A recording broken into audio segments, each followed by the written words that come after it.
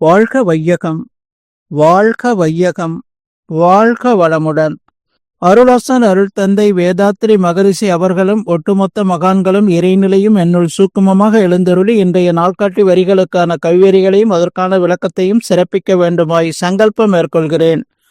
அனைவரையும் பணிவோடு முதற்கண் வணங்கி ஆரம்பிக்கலாம் என்றிருக்கிறேன். அனைவருக்கும் இனிய காலை வணக்கம். வாழ்க வளமுடன். சாமிஜியினுடைய இன்றைய நாள்காட்டி வரிகள். அடுத்தவரது வாதத்தை வெல்வது வெற்றி அல்ல, தனது மனதை வெல்வதுதான் வெற்றி என்று சாமி இந்த நாள்காட்டி வரிகள் கொடுத்திருக்காங்க. இதற்கான கவிதை வரிகள். ஏற்பின்றி தீயண்டா பவை இருப்பு இன்றேல் ஒரு துன்பமரா இறையமைப்பு ஏற்புவினை ஈர்ப்புகளின் பதிவு ஆகும். எவர் மூலம் ஒரு துன்பம் வந்த போதும் ஏற்புக் கொள்வோம் வினைப்போக்கும் மருந்து ஈரை என்று எண்ணத்தின் கடமையாற்றம் விழிப்பு வேண்டும். ஏற்பு பிறர் தூட்டுதலுக்கு மனமுயர்த்தி ஈகை பிறர் நடத்துக்கும் செய்கை வாழ்வோம் என்று ஒரு பாடல்ல கொடுத்திருக்காங்க. இன்னொரு பாடல்ல பிறருக்கு பின்னும் துன்பம் விளைக்காமல் பெருநோக்கில் தான் வாழ்ந்தல் ஒழுக்கமாகும். பிறருக்கும் நல்வாழ்வழித்து தானும் வாழும் பெற்றையே அறமாகும் நோன்பு ஆகும். பிறர் உணர்ச்சி தன் உணர்வோடு இணைந்து எங்கும் பேரியக்க நிலை உணர்தல் ஞானமாகும். பிறர் துன்பம் துளைத்தற்கே தன் வாழ்நாளை பேரறிவோடு அர்ப்பணித்தல் தொண்டு ஆகும் என்று சாமிஜி இந்த 2 பாடல் கொடுத்திருக்கிறாங்க.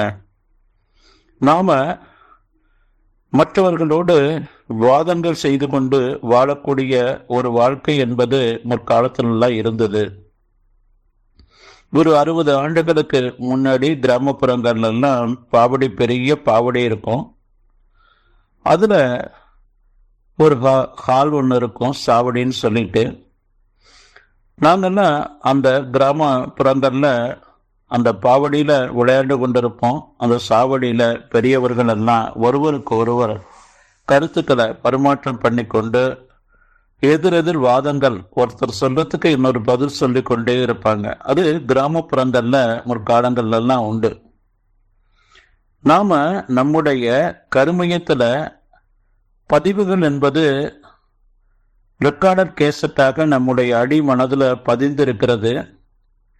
அதுதான் நமக்கு இன்பமா துன்பமா வெறுப்பா உயர்வா தாழ்வா நம்முடைய வாழ்க்கையில மாறி மாறி மாறி நமக்கும் நம்முடைய குடும்பத்தார், சுற்றம், ஊர், உலகு என்ற ஐவகையிலிருந்து நமக்கு அது பிரதிபலித்து கொண்டே இருக்கு, வந்து கொண்டே இருக்கு.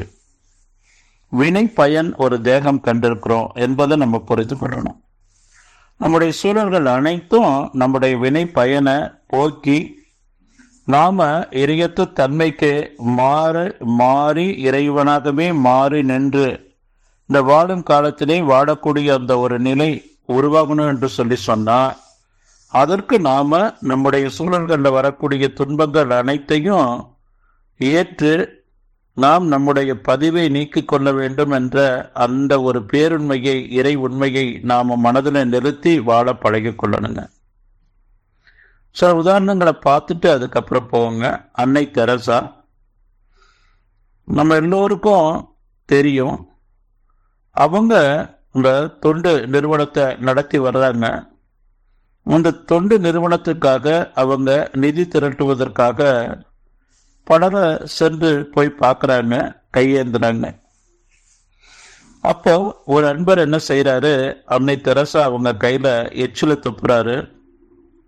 பொறுமையா அவங்க, இது எனக்கு கொடுத்துட்டீங்க, என் ஆசிரம குழந்தைகள் சிரமத்தால பசியாத அவங்க சிரமப்பட்டு கொண்டிருக்கிறாங்க, அவர்களுக்கு ஏதாவது உங்களால முடிந்தா நீங்க கொடுங்க என்று சொல்றாங்க.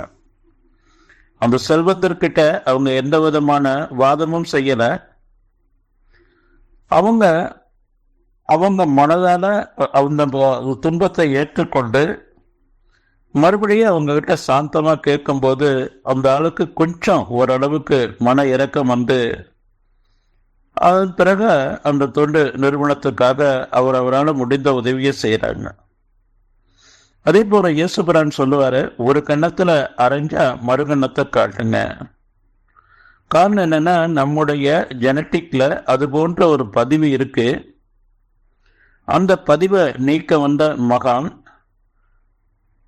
மேலும் நாம ஆத்திரப்பட்டு எதிர்வாதம் செஞ்சு அதற்காக முரண்பாட நம்ம நடந்து கொண்டோம் என்று சொன்னா நம்முடைய பதிவு நீங்காது. அதோடு அல்லாம மேற்கொண்டு புதிய பதிவுகளை நாம சேர்த்துக்கொண்டே வாழக்கூடிய ஒரு நிலை என்பது நமக்கு மேலும் மேலும் துன்பத்தை ஏற்படுத்தி கொண்டே வாழக்கூடியதாகும். இதை நாம புரிந்து கொள்ளணுங்க. சாமிஜி கவிதை வரிகள்ல இதை தான் நமக்கு குறிப்பிட்டு சொல்றாங்க. அடுத்தவரது வாதத்தை வெல்வது வெற்றி அல்ல, தனது மனதை வெல்வதுதான் வெற்றி என்று சாமிஜி இந்த வரிகள், நாள்காட்டி வரிகள் கொடுத்திருக்காங்க. இதை மனதில் நிறுத்தி நாம வாழணுங்க.